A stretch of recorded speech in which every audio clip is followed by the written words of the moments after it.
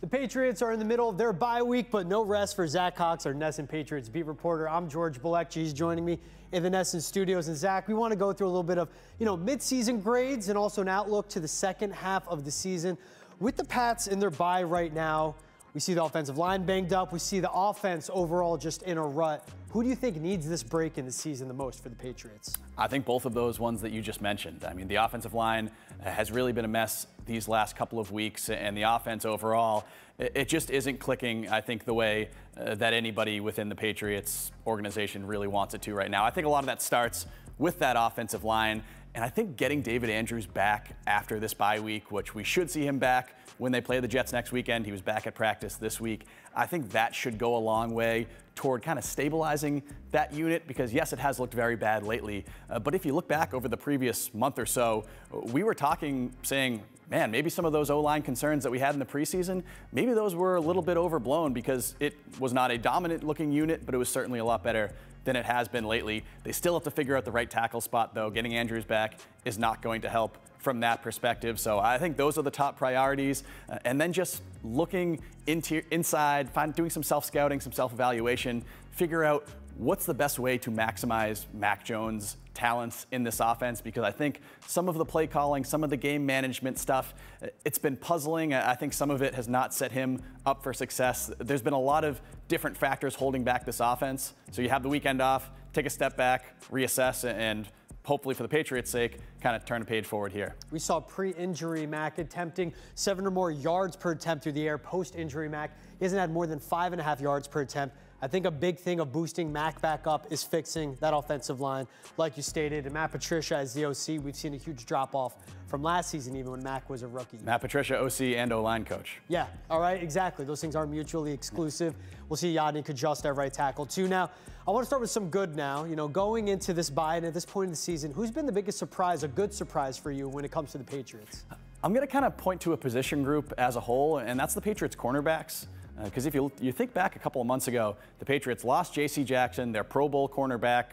You could argue their MVP of last season, and they really haven't missed a beat. I mean, obviously Jackson had his struggles out in L.A. before he had that season-ending injury, but the Patriots' plan to replace him, it was really controversial at the time. This is always a team that's really relied on those star-caliber cornerbacks, and they don't really have one on this roster. But it hasn't mattered. Jonathan Jones has been really impressive as he's moved from that slot role into the starting outside cornerback role opposite Jalen Mills. Mills has had a little bit of issues this season. Some of the advanced stats aren't too kind to him, but I think he's been solid overall. And then Jack Jones, the rookie, really stepping up as that third cornerback, has been rotating in a lot with Jones and Mills. I think he is a Pro Bowler in the making, a star in the making. He's been PFF's #1 graded cornerback for about the last month or so, and I think you could see him kind of continue to ascend in the second half. So that group overall has really impressed me and certainly surprised me. And what about a bad surprise you've seen so far this season? I think it's some of the offensive things that we already mentioned, just with the way that Mac Jones has looked overall this season. And it's hard to almost evaluate it because there are so many factors contributing to it. The O-line has been banged up. There's the coaching turnover. Some of the play calling has been an issue. Some of the receiver separation hasn't been what you would want if you're the Patriots. But Mac Jones himself also just doesn't look as poised, doesn't look as confident, certainly hasn't taken care of the ball as well as he did for most of his rookie season last year. And at the end of the year, I think a lot of us were looking at Mac Jones saying, hey, all right, this is a guy that you could most likely build your offense around for years to come. Right now, it's been rough. I mean, you just look at some of these stats. He's basically at or near the bottom of the NFL in almost every quarterbacking stat: passer rating, QBR, interception rate, PFF grade, all of these across the board. I don't think that's all his fault, but the Patriots really need to find a way to get him back on track in the second half of the season. Let me say a good surprise I've seen, and it props up another bad surprise with the Patriots. Ramondre Stevenson led them in scrimmage yards the last 5 games, has 316 more rushing yards than Damian Harris, 5 less receptions than Jacoby Myers. To me, I see that a terrible reflection on the receiving group and how the tight ends have been used. Yeah, the tight end underutilization has been a bit of a surprise to me as well. You look at that, you look back to the season opener in Miami, they ran a ton of 12 personnel. Neither of those guys were especially productive in that game, but it seemed to signal kind of a shift where, okay, we didn't see a lot of 2 tight end sets from the Patriots last season after they spent all this money on Hunter Henry and Jonnu Smith. Maybe we're going to see that this year. And we really haven't seen either of those players involved very much in the passing game at all. I mean, both Smith and Henry are on pace for career worst in basically every receiving category. So I think that should be something that the Patriots really look hard at the second half, kind of during this bye week going into the second half. How can they get those players more involved? Because really this has been an incredibly top-heavy Patriots passing attack so far this year. You got Jacoby Myers. He's been great. He's having a career year. He's going to get paid this offseason, 40 catches so far.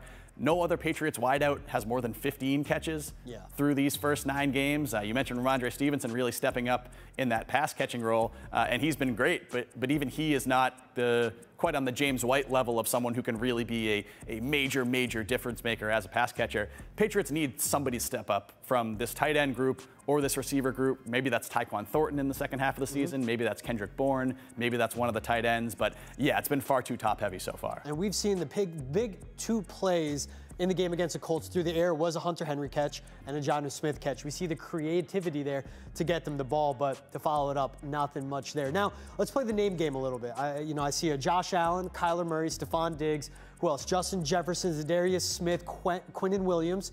These are all guys the Patriots will face over the next 5 weeks. Who scares you the most for them to match up with in this games? It's got to be Josh Allen. Obviously, the current injury situation may impact that a little bit. Maybe the Patriots will luck out and get a less than full strength Josh Allen when they see the Bills in a couple of weeks. But you just got to look back at what this guy was able to do against them last season. In those final 2 Patriots-Bills matchups, the second regular season one and that playoff blowout, the Bills scored 80 points. They did not punt a single time.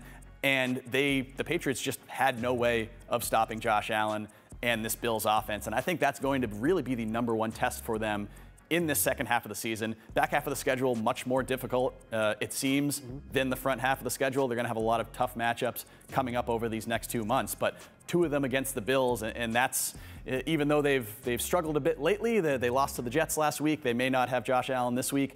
That's still the class of the AFC East and probably of the AFC as a whole.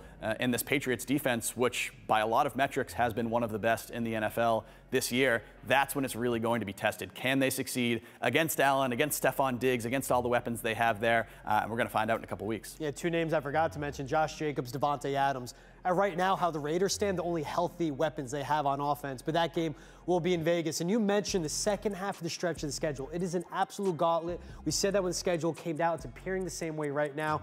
Coming out of the bye, they have the Jets, then it's going to be on the road, 4 straight primetime games. One of the primetime games will be home against the Bills. But what do you see the Patriots' record after this 5-game stretch they have coming up? I think I see wins in 3 of those 5 games. So a 3-2 record in those 5, that gets them to 8-6 on the season and really directly in that playoff hunt. And maybe some of that is over-optimistic on my part because there have been a lot of issues with this Patriots team on offense over these last couple of weeks. But I think that stretch right now doesn't look quite as daunting as maybe it would have a month or 2 ago. You mentioned the Raiders. They're a complete mess right now. They're 2-6. They just lost Darren Waller and Hunter Renfrow for the next 4 weeks. Both of those guys potentially could be back by the time the Patriots play them. But I was looking at that Raiders team as a team that might be contending for a top 2 or 3 seed in the AFC. Certainly not the case so far. And then I just think the Patriots match up pretty well against Kyler Murray and the Arizona Cardinals. They really handled them when Murray and the Cardinals came here back in 2020. I don't know. They don't really impress me that much, and they've certainly been pretty erratic. And maybe there's even a chance that Cliff Kingsbury is fired by the time they play that game. So I think the Patriots can get to 8-6 there, and then it really sets up that pivotal home stretch. You get Buffalo again, you get Cincinnati, and you get Miami. I may have mixed up the order of those 3, but those are all very difficult games, especially if Cincinnati is playing at the level that we've seen them have the potential to, the team that was in the Super Bowl last year.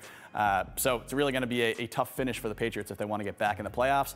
But I do think they will be very much in that mix down toward the end of the season. Yeah, Bengals at home. Jamar Chase could be back by then. That'll be Christmas Eve. They have the Dolphins on New Year's Day. This offense is leaps and bounds different for the Dolphins, and they have Bradley Chubb compared to the season opener and the season in Buffalo against the Bills, like you said. So tough stretch coming up for the Patriots.